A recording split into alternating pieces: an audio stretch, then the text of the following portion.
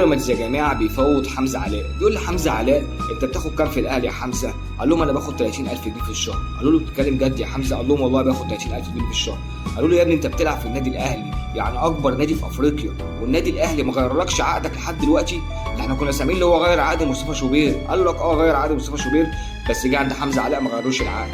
طب قال لك ايه؟ قال لك مش عارف. قال له طب خلاص يا حمزه يا علاء طالما هم مش عايزينك تعالى عندنا بيراميدز وهنعمل لك عقد محترم. قال لهم يعني هتعملوا عقد بكام؟ بمليون؟ قالوا له لا، هنعمل لك ب 10 مليون اول موسم، و11 مليون في تاني موسم، و12 مليون في تالت موسم. طبعا عرض زي كده حمزه علاء ممكن يوافق عليه.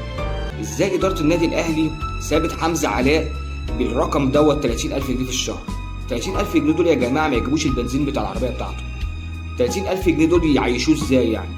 حارس مرمى في اكبر نادي في مصر، حارس مرمى في النادي الاهلي، حارس مرمى في اكبر نادي في افريقيا، حارس مرمى كان بيلعب في المنتخب الاولمبي، تديله 30000 جنيه في الشهر؟ فين مدير اداره التعاقدات؟ فين الناس يا جماعه بتاعت لجنه الكوره؟ ازاي اداره النادي الاهلي ساكته على حمزه علاء على 30000 جنيه في الشهر؟ حرام.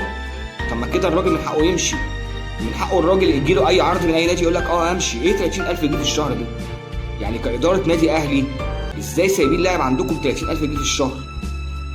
ليه بنفرط في لعيبه يعني عندنا جوه النادي وبعد كده نسيبهم يمشوا وبعد كده نقول لك ايه احنا عايزين نجيب صفقات، عايزين نجيب ناس من بره؟ طب ما احنا عندنا الناس وبنفرط فيهم، عشان احنا مش عارفين نقدر قيمتهم، ونيجي بعد كده نشتكي يقول لك ايه اصل مش عارفين نجيب صفقات، اصل اللعيب الفلاني عايزين نجيبه بس طلب رقم عالي قوي، طلب رقم كبير قوي.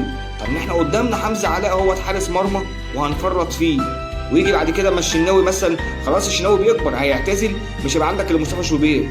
طب مين هتقعدوا دكه لمصطفى شوبير؟ ما حمزه علاء انت خلاص هيمشي، لو انت ما جددتش عقد حمزه علاء هيمشي. هتضطر ان انت تدور بقى على حارس مرمى، تفضل حالتك على خدك. اقول ايه؟ اجيب حارس مرمى مش عارف اللي بيلعب في نادي ايه، طب اجيب حارس مرمى كان بيلعب في نادي مش عارف ايه. طب وليه توصل نفسك لكده؟ انت عندك حمزه علاء اهو، غيروا العقد بتاعه، شوفوه عايز ايه وادوهوله. حمزه علاء مش وحش، حمزه علاء حارس مرمى ممتاز. ما كده كده الشناوي خلاص بيكبر وهيقعد، مش برضاه، ده غصب عنه هيقعد، فمش هيبقى عندك الا مصطفى شوبير. مين هتقعده احتياطي لمصطفى شوبير؟ هو حمزه علاء. طب حمزه علاء جدد له العقد. انتوا الصراحه اداره النادي الاهلي يعني مش عارف بتفكروا ازاي.